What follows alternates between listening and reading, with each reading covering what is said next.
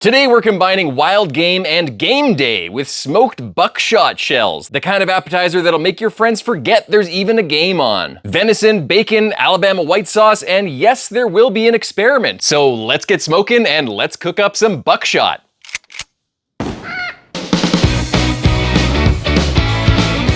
Welcome to the Smoke Lab. My name is Steve Gao, and on this show I do crazy barbecue experiments you would never do at home, so you can learn from my trial and error. Today's mission is buckshot shells. Basically, think Texas Twinkies and pigs in a blanket had a baby, and that baby went hunting. For the batter, you're going to need 2 cups of venison. Don't judge me, it's been in the freezer for a year. You're gonna need 1 Italian sausage. Depending on how caliente you like it, you can get a mild, medium, or hot Italian sausage. You're gonna need 1 cup or 1 stick of softened cream cheese. Softened just means leave it out for a few hours so it's easier to mix. You're gonna need 1/2 of a cup of diced pickles just to add some acidity to the batter, and then 1 tablespoon of your favorite rub. In this case, I'm using Smoke Trail's barbecue brisket rub because it's mine and I like it. Venison goes in the bowl first, followed by the sausage. You can just cut this casing open. I don't have a knife handy right now, so I just rip it open with my finger like so, and then you squeeze all that sausagey goodness out into the batter and you discard the casing. Adding my pickles in.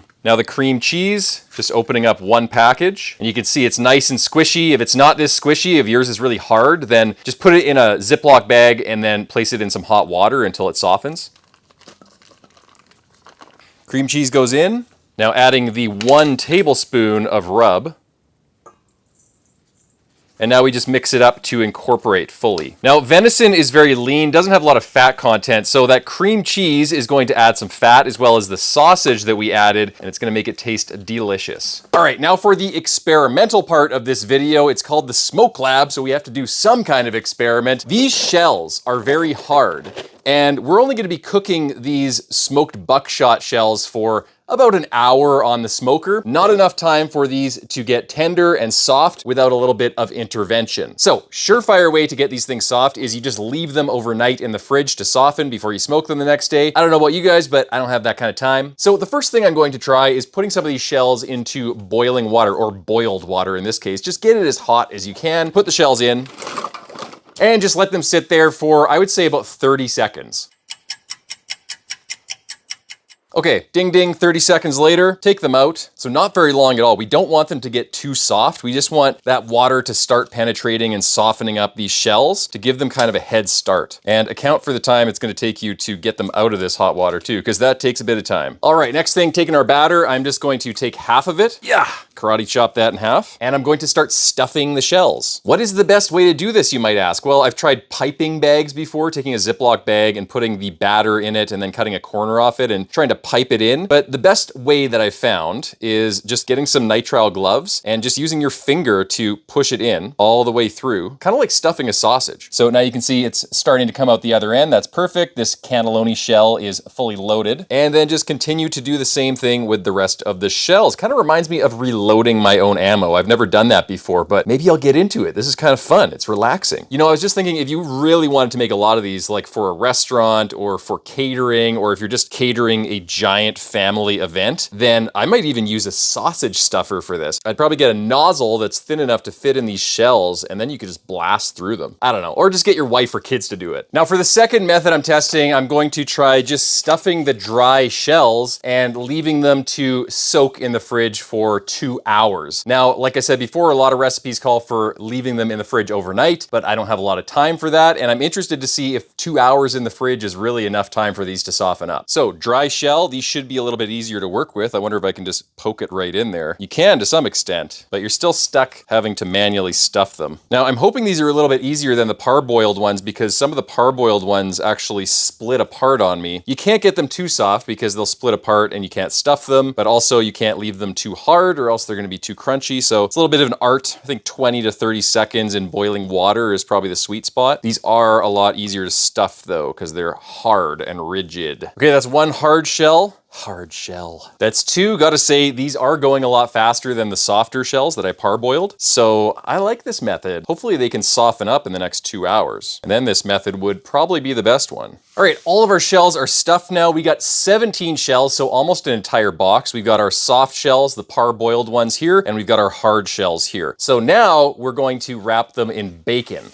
So I'm just taking a package of bacon and I'm gonna start wrapping the hard shells first. Now, quiz time. What is meat mainly made of? Oh wait, that's right, water, H2O. So we are putting meat on the outside of these hard shells. So we're getting water migrating from this wet meat into these dry shells from both sides. One side from the meat in the batter and one side from the bacon on the outside. So hopefully these soften up relatively quickly. I don't even know if we'll need 2 hours, to be honest. One thing about the bacon, make sure you're using thin cut bacon, because we don't have a lot of time on the smoker to crisp up this bacon, so we want it as thin as possible. There's a good one right there. If you want, you can kind of stretch the bacon out a little bit without breaking it, but you can stretch it out quite easily and make it a little bit longer and thinner also, so it'll crisp up better on the smoker. All right, we've got our soft shells wrapped with bacon and our hard shells wrapped with bacon. Now I'm using some barbecue rub. In this case, I'm using some stuff that I make called Let's Go general purpose barbecue rub. Great on everything. You can use your favorite rub though. I just like this stuff. Generously rub down these buckshot shells. You can just do the top if you want to. I find it is a little bit annoying to turn everyone over and try to get all sides, but it's really up to you. Now the hard shells are gonna go in the fridge for 2 hours and we're gonna head outside to put these parboiled shells onto the smoker. So come on.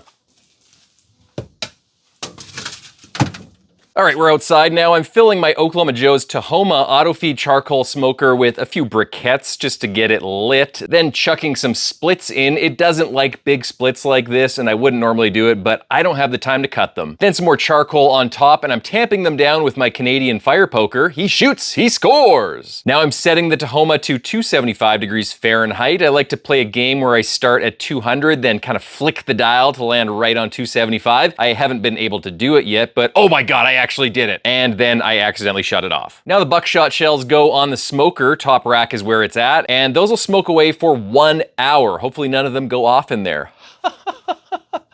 Oh, I'm so funny. Now, while I wait for those to smoke, I'm gonna make the Alabama white sauce, starting with 1 cup of mayo. And guys, if you haven't had Alabama white sauce before, you don't know what you're missing. It is so good, and it really cuts the fattiness and the saltiness of barbecue because it's got this acidic tang that is just so delicious. 1/4 cup of ACV, apple cider vinegar. We're gonna do a tablespoon of lemon juice. You can do freshly squeezed. It probably tastes a lot better than this, but this is a lot easier, so I'm using it. Tablespoon of lemon juice. Tablespoon of horseradish. This is the secret weapon for Alabama white sauce. It is just so delicious in white sauce, and it just gives it this little tang, and people are like, oh, what is that ingredient in there? And they just don't quite know what it is, but it just ups it to the next level. A little bit of sugar, a little bit of pepper, a little bit of salt. And finally, 2 tablespoons of minced green onion. We'll give that a good stir.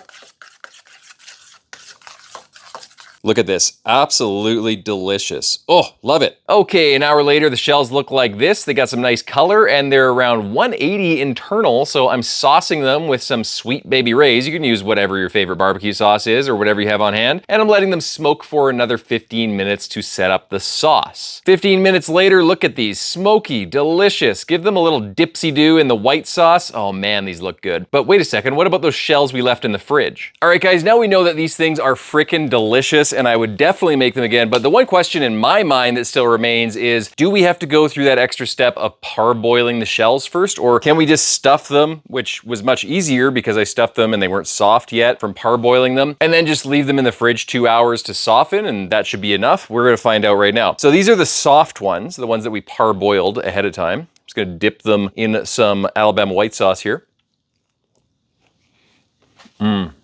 The white sauce just completes this whole appetizer. To be honest, the shells are just a vessel to deliver this white sauce to my mouth. Okay, let's try the hard shells now. Yeah, just as soft, no difference. Man, that is tasty. So knowing that, my preferred method would just be to stuff the hard shells, don't parboil them, and then just leave them for 2 hours in the fridge, covered to soften, and then just cook them normally. If you guys have any other ideas for videos you'd like to see on the Smoke Lab, let me know in the comment section below, and until next time, happy smoking.